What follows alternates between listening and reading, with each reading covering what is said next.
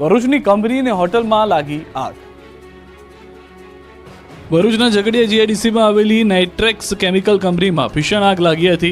કંપનીમાં આગ લાગતા દોડધામ મચી ગઈ। પ્લાન્ટમાંથી આગે વિકરાળ સ્વરૂપ ધારણ કરી લેતા આકાશ કાળા ડિબાંગ ધુમાડાથી ભરાયું। પ્લાન્ટમાંથી નીકળતા કાળા ડિબાંગ ધુમાડાથી દૂરથી પણ નજરે પડતા દ્રશ્યો જોવા મળ્યા। આ અંગેની તુરંત જાણ ફાયર બ્રિગેડને કરવામાં આવતા તુરંત ઘટના સ્થળે પહોંચી પાણીનો મારો ચલાવી આગ પર કાબુ મેળવ્યો। જો કે આગ લાગવાનું કારણ હજુ અકબંધ છે। આ તરફ ભરૂચ એબીસી સર્કલ નજીક આવેલી રંગ લોડર્સ હોટલમાં આગ લાગી હતી। હોટલના બીજા માળે આવેલા હોલમાં આગ લાગતા નાસભાગ મચી। હોલમાં રાખેલા જૂના સોફાના કવર ચાદર સહિતની સામગ્રી સળગી ગઈ। આગની ઘટનામાં સદનસીબે કોઈ જાનહાની નથી થઈ। શોર્ટ સર્કિટના કારણે આગ લાગી હોવાનું પ્રથમ અનુમાન છે। પાલિકાની ફાયરની ટીમની મદદથી આગ પર મેળવાયો કાબુ। વડોદરા શહેર અને જિલ્લામાં કારમાં આગ લાગવાની બે ઘટના બની। શહેરના ગુરવા તેમજ કરજણના હંદોડ ગામે કારમાં લાગી આગ। આગની બંને ઘટનામાં કાર બળીને ખાખ થઈ ગઈ। સદનસીબે ઘટનામાં કોઈ જાનહાની નથી થઈ। શહેરના સમા વિસ્તારમાં કારમાં આગ લાગી હતી।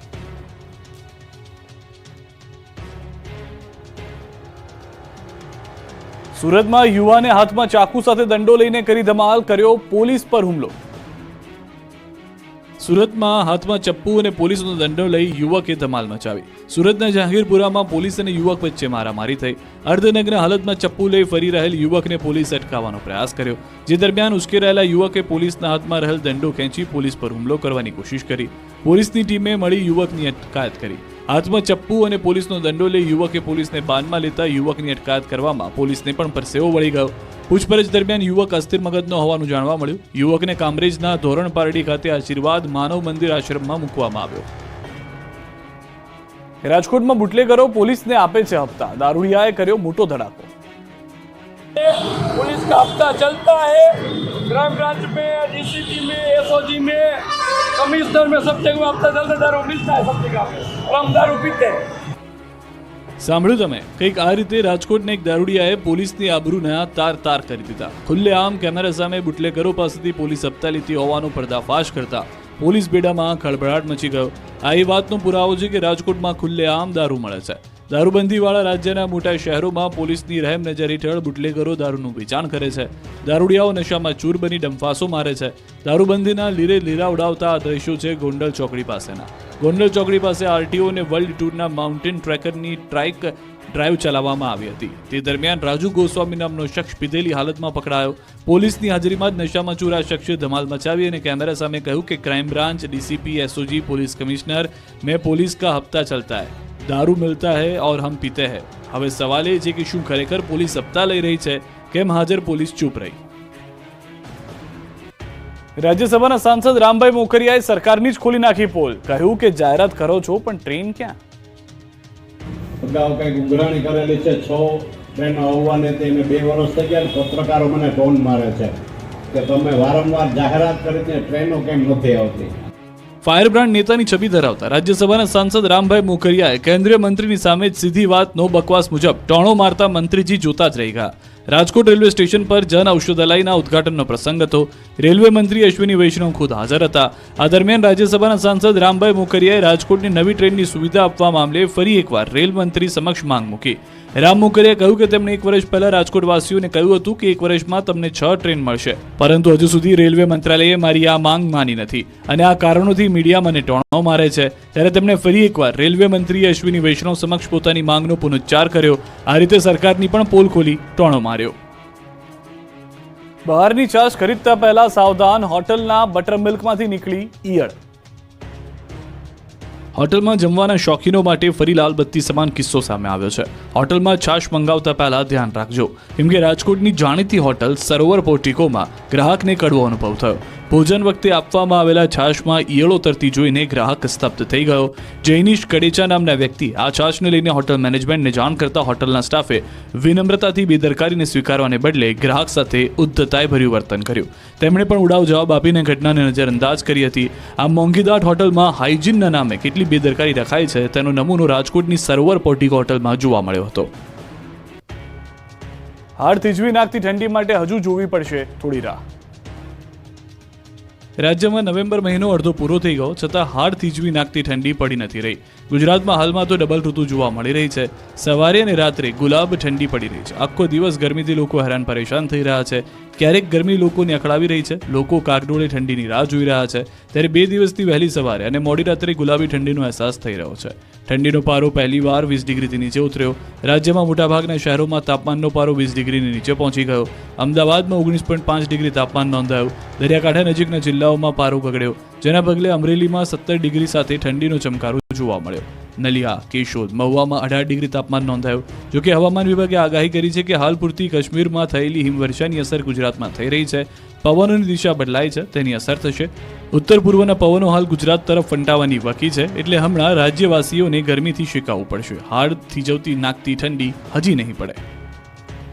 જૂનાગઢ ગિરનારનું જંગલ લાખો ભક્તોના નાદથી ગુંજ્યું. 7 લાખથી વધુ ભાવિકો ઉમટ્યા. ભજન, ભોજન અને ભક્તિનો જામ્યો ત્રિવેણી સંગમ. હર હર મહાદેવ અને જય ગિરનારીના નાદથી ગિરનારનું જંગલ ગુંજી રહ્યું છે. જૂનાગઢનું ભવનાથ ભક્તોથી ખૂંકવાયું છે.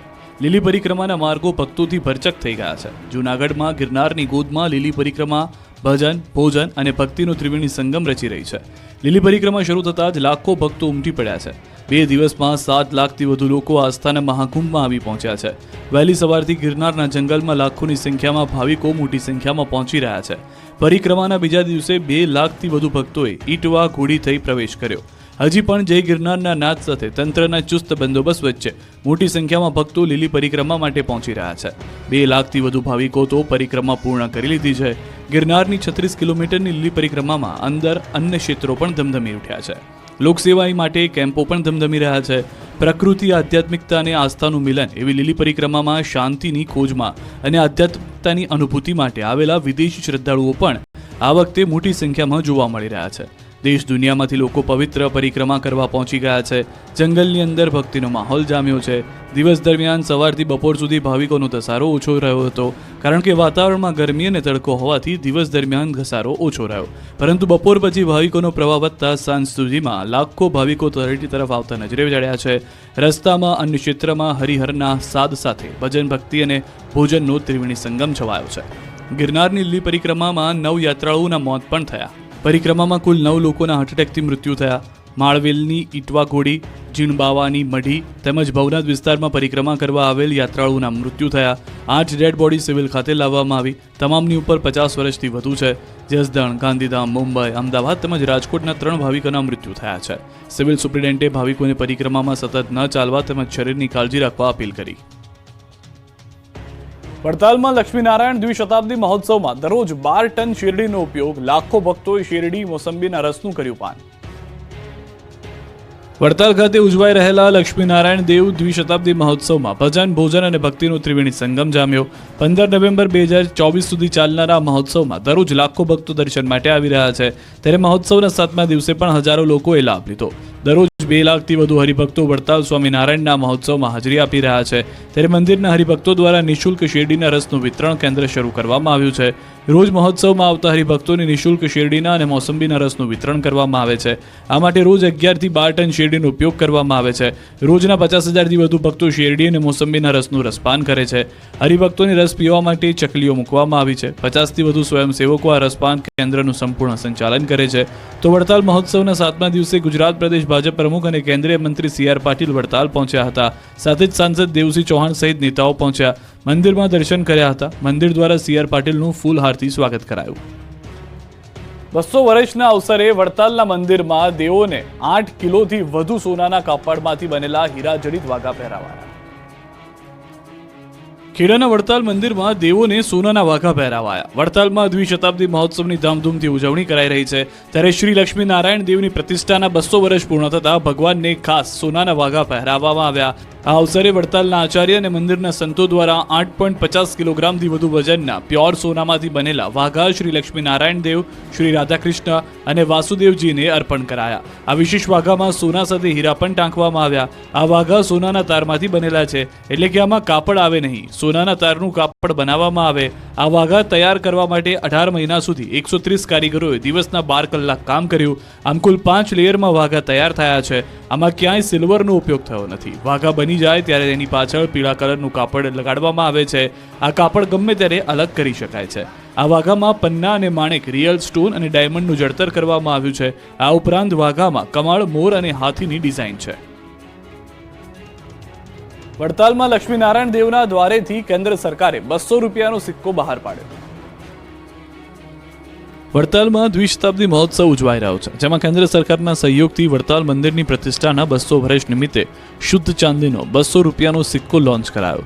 સભા મંડપમાં આચાર્ય રાકેશ પ્રસાદજી, સંતો અને રાજકીય નેતાઓ તથા આગેવાનો દ્વારા સિક્કો જાહેર કરાયો. મહોત્સવમાં પીએમ પણ વર્ચ્યુઅલી જોડાયા. 200 રૂપિયાના ચાંદીના સિક્કાનું અનાવરણ કર્યું. આ સિક્કામાં એક બાજુ ભારતની રાજમુદ્રા અને બીજી બાજુ વડતાલ મંદિરની પ્રતિકૃતિ છે. આ સિક્કામાં 99.9% ચાંદી છે, 44 mm વ્યાસ છે, 44 ગ્રામ વજન છે. 200 રૂપિયાના ચાંદીના સિક્કાની કિંમત 6,500 રૂપિયા છે. ત્યારે દ્વિશતાબ્દી મહોત્સવને લઈ વડતાલના સ્વામી મંદિરના સંત વલ્લભ સ્વામીએ જણાવ્યું કે આ મહોત્સવ ફક્ત 200 વર્ષ પૂર્ણ થયો તેનો જ નહીં, પરંતુ ભગવાન સ્વામિનારાયણ અને સંસ્થા દ્વારા ચલાવાયેલા વ્યસન મુક્તિ અભિયાનનો, દીકરીઓને શિક્ષણ આપવાની મુહિમ સહિતની ઉજવણીનો છે. 15 નવેમ્બર સુધી આયોજિત આ મહોત્સવમાં લાખો ભાવિકો જોડાયા છે. અનેક મહાનુભાવો, સંતો, મહંતોએ મહોત્સવમાં હાજરી આપી. લાખો લોકો અહીં પ્રસાદનો લાભ લે છે. મહોત્સવ દરમિયાન 2 લાખથી વધુ લોકો ભગવાનના દર્શન કરી ધન્યતા અનુભવે છે. સોમનાથ કાર્તિકી પૂર્ણિમા મેળાની લાખો લોકોએ માણી મજા. સોમનાથ કાર્તિકી પૂર્ણિમા મેળા 2024ના બીજા દિવસે લાખોની સંખ્યામાં લોકોએ મેળાની મજા માણી. લગભગ 2 લાખથી વધુ લોકોએ મેળાની મુલાકાત લીધી. બાળકોની રાઇડ્સ, ભજીયા, ખાણીપીણીનું માર્કેટ, હસ્તકલા, હાટ, તમામ હજારોની સંખ્યામાં કતારો લાગી. મોટી સંખ્યામાં લોકો આવતા વેપારીઓમાં પણ આનંદનો માહોલ છવાયો. મેળાની પ્રથમ રાત્રિએ 1 લાખથી વધુ સહેલાણીઓનો સમુદ્ર કુકવાટા મારી રહ્યો હતો. ત્યારે મેળાના બીજા દિવસે વિક્રમજનક 2 લાખથી વધુ મુલાકાતીઓ મેળામાં પધાર્યા.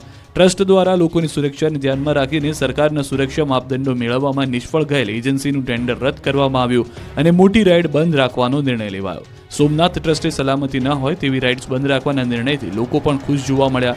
નાના બાળકો માટે રાખવામાં આવેલ 50 જેટલી રાઇડ્સ અને ગીરનું ગામડું, સોમનાથ 870, પંચદેવ મંદિર, કલ્પવૃક્ષ સેલ્ફી પોઈન્ટ જેવા મનોહર પ્રદર્શનોને કારણે મેળામાં લોકોને વિશેષ આકર્ષણ જાગ્યું છે. મેળાને ચારે તરફથી પોલીસ સુરક્ષા પણ મળી છે. કોઈ પણ અનિચ્છનીય બનાવ ન બને તે માટે પૂરતો પોલીસ ફોર્સ ગોઠવવામાં આવી. સાથે જ ગીર સોમનાથ પોલીસ દ્વારા ડ્રોન સર્વેલન્સ કરીને સુરક્ષાની સમીક્ષા પણ કરવામાં આવી. આમ સોમનાથ ટ્રસ્ટ આયોજિત સોમનાથ કાર્તિકી પૂર્ણિમા મેળો 2024 પોતાના ઇતિહાસમાં સૌથી વધારે ફૂટફોલ અને વેપારીઓ માટે વિક્રમી વ્યાપાર તરફ આગળ વધી રહ્યો છે. કચ્છમાં થયો રણોત્સવનો પ્રારંભ 15 માર્ચ 2025 સુધી ચાલશે. કચ્છના ધોરડોમાં રણોત્સવની રંગેચંગી શરૂઆત થઈ. પર્યટકો કચ્છની ભાતીગળ સંસ્કૃતિને માણવા આવી પહોંચ્યા. ઉત્સવમાં દેશ વિદેશના પર્યટકો આવી પહોંચ્યા. આ ઉત્સવમાં સ્થાનિક લોકનૃત્ય, સંગીત, હસ્તકલા અને કચ્છના ભોજનનું પ્રદર્શન કરવામાં આવ્યું છે. આ વર્ષે પ્રવાસીઓને રહેવા માટે 400 ટેન્ટ લગાવવામાં આવ્યા છે. રણોત્સવના પ્રથમ દિવસે ઘણા પ્રવાસીઓ ટેન્ટ સિટી પહોંચ્યા હતા. આયોજકો તરફથી તે માટે અનુકૂળ વ્યવસ્થા ઊભી કરવામાં આવી છે. તાજેતરમાં યુનાઇટેડ નેશન્સ વર્લ્ડ ટુરિઝમ ઓર્ગેનાઇઝેશને ધોરડોને ગામને શ્રેષ્ઠ પ્રવાસન ગામ તરીકે જાહેર કર્યું છે. ત્યારબાદ આ સ્થળનું આકર્ષણ ઓર વધ્યું છે. ઉલ્લેખનીય છે કે રણોત્સવનું સૌ પ્રથમવાર આયોજન 2009માં કરવામાં આવ્યું. આ વર્ષે રણોત્સવ 15 માર્ચ 2025 સુધી ચાલશે. યુપીથી રોજગારી માટે આવેલા 3 મિત્રોનું ટ્રેન અડફેટે મોત. સુરતથી એક હૃદયદ્રાવક કિસ્સો સામે આવ્યો. સુરતના ટ્રેનની અડફેટે 3 મિત્રોના મોત થતા શોકનો માહોલ છવાયો. 3 મિત્રો દિવાળી પૂર્ણ કરી યુપીથી સુરત નોકરી માટે આવ્યા હતા. 3 યુવકો જરીના કારખાનામાં નોકરી કરવા આવ્યા હતા. 3 યુવકો રેલવે ટ્રેક પરથી પસાર થઈ રહ્યા હતા. તે દરમિયાન આ દુર્ઘટના સર્જાઈ. યુપીથી આવેલ પ્રમોદ નિષાદ, વણકુ નિષાદ અને દીનુ નિષાદ નામના 3 યુવકોના મોત નીપજ્યા. રેલવે પોલીસે પેટ્રોલિંગ દરમિયાન યુવકોના મૃતદેહ મળી આવ્યા. રેલવે પોલીસે અકસ્માતનો ગુનો નોંધી કાર્યવાહી હાથ ધરી. સુરતના સચિન અને ભેસ્તાન વિસ્તાર વચ્ચે ઘટના બની. વડનગર વલસાડ એક્સપ્રેસ ટ્રેનની અડફેટે આવી જવાથી યુવકોના મોતથી પરિવારમાં શોકમાં ગરકાવ થતા જોવા મળ્યા. ખેડા જિલ્લા આરોગ્ય તંત્ર ખાડે ગયું. છેલ્લા 12 વર્ષથી હેલ્થ સેન્ટરનો અભાવ. ખેડા જિલ્લા આરોગ્ય તંત્રની બેદરકારી જોવા મળી. ડાકોર અર્બન હેલ્થ સેન્ટરમાં છેલ્લા 12 વર્ષથી પ્રાથમિક સુવિધાનો અભાવ છે. 12 વર્ષથી ડાકોર અર્બન હેલ્થ સેન્ટરને મકાન ફાળવાયું નથી. આરોગ્ય કર્મીઓને કામકાજ માટે મકાન શોધવું પડે છે. આરોગ્ય કર્મીઓ ખાનગી મકાન માલિકને વિનંતી કરી મકાનમાં બેસી કામ કરવા મજબૂર બન્યા છે.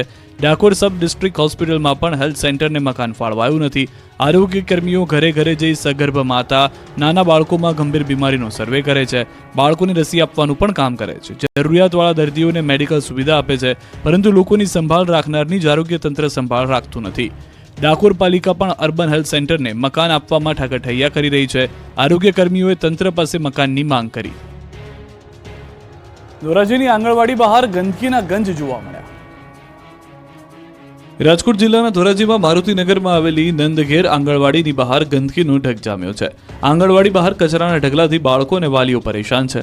38 નંબરની આંગણવાડી બહાર રખડતા ઢોરના ગોબરના ઢગલા થતા બાળકોને જમ્પ મારી આંગણવાડીમાં જવું પડે છે. બહાર ગોબરના ઢગલામાંથી બાળકો રમી શકતા નથી. જ્યારે વાલીઓ પોતાના બાળકોને મૂકવા આવે ત્યારે ગોબરની ગંદકી જોઈ ત્રાહિમામ પોકારી ઉઠે છે. ગંદકીના કારણે રોગચાળો ફાટી નીકળવાની દહેશત ફેલાય છે. ત્યારે વાલીઓની માંગ છે કે તંત્ર દ્વારા તાત્કાલિક આંગણવાડીની આજુબાજુ રહેલ ગંદકીની સફાઈ કરવામાં આવે. નગરપાલિકા તંત્ર દ્વારા આવી ગંદકીથી ઘેરાયેલા આંગણવાડીની આજુબાજુ સફાઈ કરી ફરતે રખડતા ઢોર ન આવે તે માટે ફેન્સિંગ કરવા માટે અપીલ કરી. આ અંગે અનેકવાર રજૂઆત કરી છે, છતાં કોઈ કામગીરી ન થતા તંત્રના પાપે બાળકો આંગણવાડીની બહાર નથી ભણી શકતા કે નથી રમી શકતા.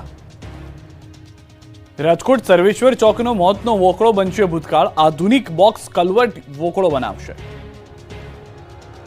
રાજકોટ શહેરના યાજ્ઞિક રોડ પર આવેલા સર્વેશ્વર ચોકના વોકળો હવે ભૂતકાળ બની જશે.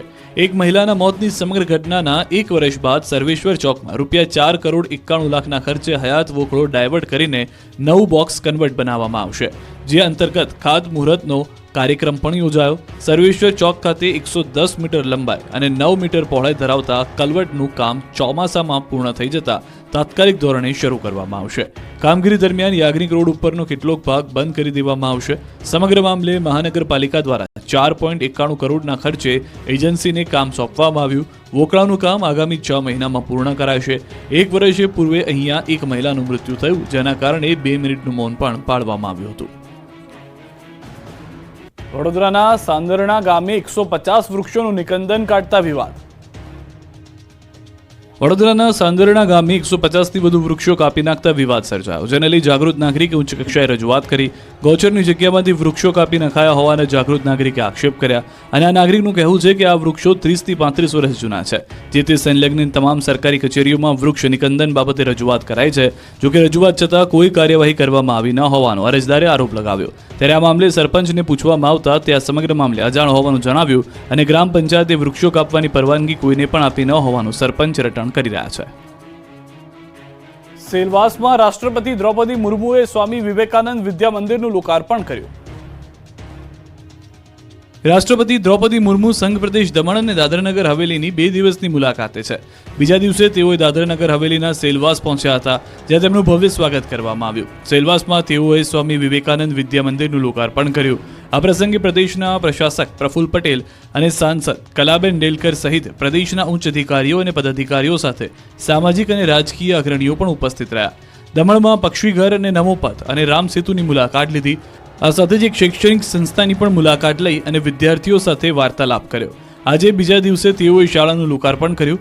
શાળા સંકુલના લોકાર્પણ બાદ રાષ્ટ્રપતિ બાળકો સાથે રમત પણ રમ્યા હતા અને તેમની સાથે કરી હતી વાતચીત. તેમની સાથે થોડો સમય પણ વિતાવ્યો હતો. સુરતમાં કાપડના વેપારીએ બનાવી ટ્રેનોના નામની સાડી. તમે ફિલ્મ સ્ટાર નેતાઓના પોસ્ટરવાળી સાડી તો જોઈ હશે, ભગવાનના ફોટાવાળી સાડી પણ મહિલાઓને પહેરતા જોઈ હશે, પણ આ વખતે સુરતના સાડીના વેપારીઓએ અનોખી સાડી બનાવી છે. સુરત કાપડ માર્કેટમાં વેપારીએ નવતર પ્રયોગ કર્યો, જેમાં ફિલ્મ સ્ટાર અને ફિલ્મોના નામ પર અનેક વેપારીઓ સાડી બનાવી રહ્યા છે. તો બીજી તરફ વંદે ભારત, રાજધાની શતાબ્દી, અગસ્ત ક્રાંતિ જેવા ટ્રેનોના નામની સાડીઓની માંગમાં વધારો થયો છે. સાડીઓમાં ટ્રેનના નામ આપવા પાછળ કારણ એ છે કે દેશના લોકો ટ્રેનના નામ સાથે ભારત સરકારના સૌથી મોટા નેટવર્કની જાણકારી મેળવે. સાડી અને ડ્રેસ સાથે અત્યાર સુધીમાં વેપારીઓ મોડલના ફોટા મૂકતા હતા, પણ હવે ટ્રેનના ફોટા મૂકી સાડીને ટ્રેનનું નામ આપી રહ્યા છે. બોરસદના નિસરાયા ગામના દાનવીર ભામાશાહે પોતાના ગામડા માટે 100 કરોડનું દાન કર્યું. ગુજરાતીઓ ભલે પોતાનો દેશ છોડી વિદેશમાં સ્થાયી થઈ જાય, પરંતુ વતન સાથે તેમનું નાતું આખી જિંદગી જળવાઈ રહે છે. તેનું ઉત્તમ ઉદાહરણ પૂરું પાડ્યું બોરસદના નિસરાયા ગામના દાનવીર ભામાશાહે.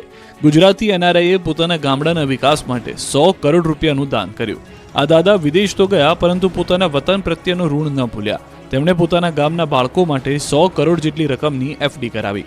મેક પટેલ ઉર્ફે મહેન્દ્રભાઈ પટેલ, જે આણંદ જિલ્લાના બોરસદ તાલુકાના નિસરાયા ગામમાં રહેતા હતા, જેઓ અમેરિકા જઈને વસ્યા અને કમ્પ્યુટર સોફ્ટવેરના સલાહકાર તરીકેના વ્યવસાયમાં જોડાયા. તેમણે જે સફળતા મેળવી અને સારી એવી કમાણી કરતા વતન પ્રત્યે ઋણ ચૂકવવા વિચાર્યું, જેથી નિસરાયા ગામના બાળકો અભ્યાસમાં આગળ વધે તે માટે 100 કરોડ રૂપિયાની માતબર રકમની એફડી કરી અને તેને વ્યાજની આવકમાંથી આવનાર સમયમાં નિસરાયા ગામના બાળકોને નિઃશુલ્ક શિક્ષણ તમામ અદ્યતન સુવિધા સાથે મળશે. નિસરાયા ગામમાં ધોરણ 9, 10, 11 અને 12 માટે હાઈસ્કૂલ નથી. આવનાર સમયમાં હાઈસ્કૂલનું અદ્યતન શૈક્ષણિક સંકુલ નિસરાયામાં મહેન્દ્રભાઈ પટેલ બનાવશે અને તે શૈક્ષણિક સંકુલ તમામ શિક્ષણની અદ્યતન સુવિધા સાથે હશે અને આ શૈક્ષણિક સંકુલને ભવિષ્યમાં કોઈ નાણાકીય તકલીફ ન પડે તે માટે અત્યારથી જ 100 કરોડ રૂપિયાની ફિક્સ ડિપોઝિટ કરી દીધી છે. તેમજ નિસરાયા ગામના કોલેજમાં ભણતા વિદ્યાર્થીઓને પણ જો જરૂર હશે તો શિક્ષણ માટે નાણાકીય સહાય પણ કરશે. નિસરાયા ગામના NRI મહેન્દ્ર પટેલ 85 વર્ષની જેફ વયે ધરાવે છે. આપણું ગુજરાતમાં અત્યારે બસ આટલું. દેશ પ્રદેશની તમામ ખબરો માટે આપ જોડાયેલા રહો ગુજરાતની number 1 news channel news 18 Gujarati સાથે.